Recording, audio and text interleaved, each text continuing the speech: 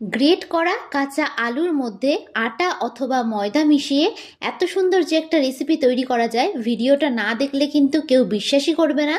আর এই রেসিপিটি কিন্তু হাতের সামনে থাকা মাত্র কয়েকটা উপকরণ দিয়েই আপনারা খুব সহজেই তৈরি করে ফেলতে পারবেন।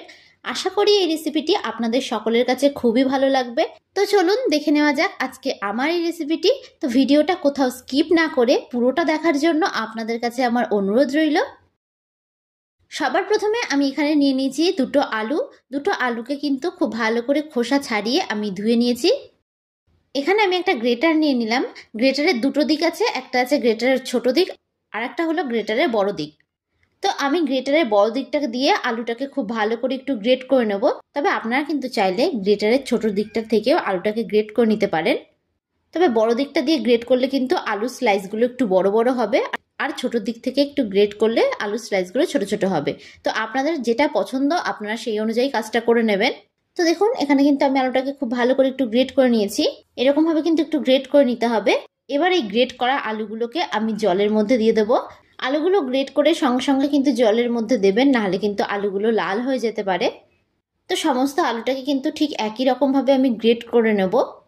আমি সবসময় ঘরে থাকা উপকরণগুলো দিয়েই রেসিপিগুলো তৈরি করার চেষ্টা করি, যাতে আপনাদের রেসিপিগুলো তৈরি করতে কোনো অসুবিধা না হয়। আর আপনারা কীরকম রেসিপি দেখতে চান সেটা যদি আমাকে কমেন্ট বক্সে জানান, তাহলে কিন্তু আমার রেসিপিগুলো তৈরি করতে খুবই সুবিধা হবে।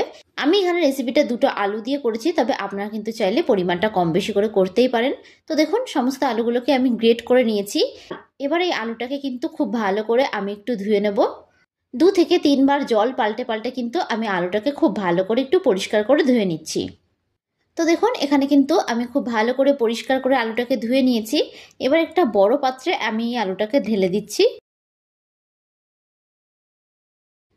এবার আমি এর মধ্যে দিয়ে দেবো 2 টেবিল স্পুন মতন ময়দা। তবে আপনারা কিন্তু চাইলে ময়দার পরিবর্তে আটাও এখানে ব্যবহার করতে পারেন। ও দিয়ে দেবো 2 টেবিল স্পুন অনুযায়ী বেসন। ও আমি এখানে দিয়ে দিচ্ছি লঙ্কার গুঁড়ো ও দিয়ে দেব হলুদ গুঁড়ো।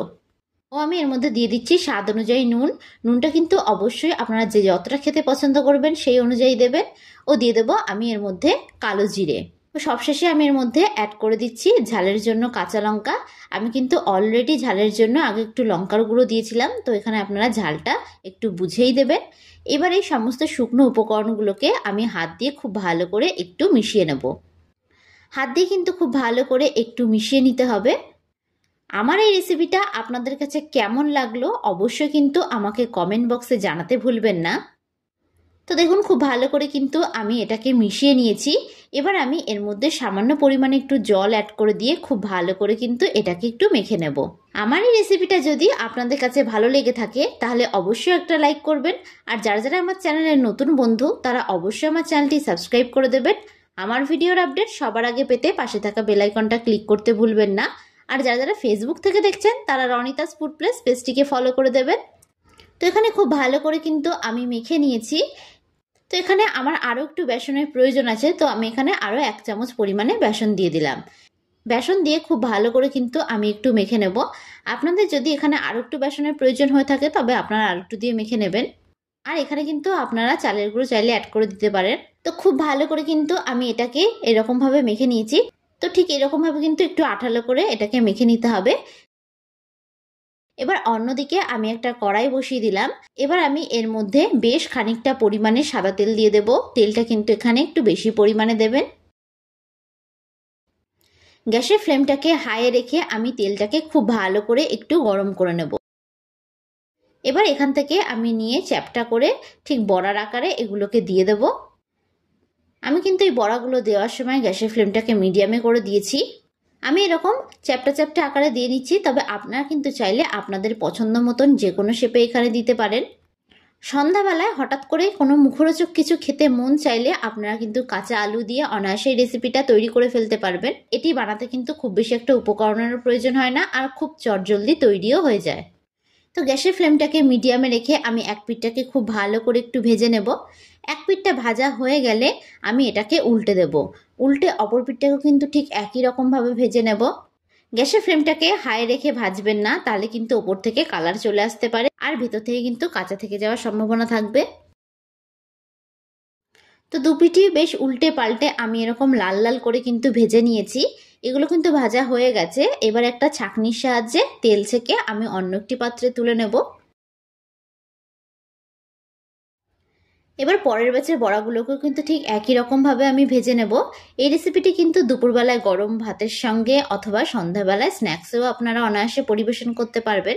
আমার এই ভিডিওটা যদি আপনাদের কাছে ভালো লেগে থাকে তাহলে অবশ্যই একটা লাইক করে দেবেন। আর যারা যারা আমার চ্যানেলের নতুন বন্ধু তারা অবশ্যই আমার চ্যানেলটি সাবস্ক্রাইব করে দেবেন। আমার ভিডিওর আপডেট সবার আগে পেতে পাশে থাকা বেল আইকনটা ক্লিক করতে ভুলবেন না। আর যারা যারা ফেসবুক থেকে দেখছেন তারা রনিতাস ফুড প্লেস পেজটিকে ফলো করে দেবেন।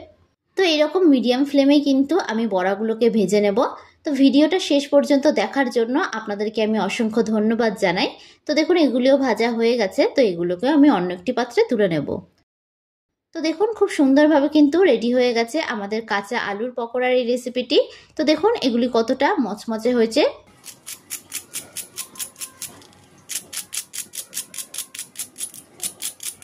আপনারা আওয়াজ শুনে কিন্তু বুঝতে পারলেন এটা কতটা মুচমুচে হয়েছে। তো আপনাদের কাছে আমার রিকোয়েস্ট থাকলো এই রেসিপিটি বাড়িতে একবার হলেও তৈরি করার জন্য। তো আজকের মতন আমি বিদায় জানালাম। আবারও হাজির হব আপনাদের সামনে নতুন একটি রেসিপির ভিডিও নিয়ে। তো আশা করি আপনারা সকলে ভালো থাকবেন, সুস্থ থাকবেন। ধন্যবাদ।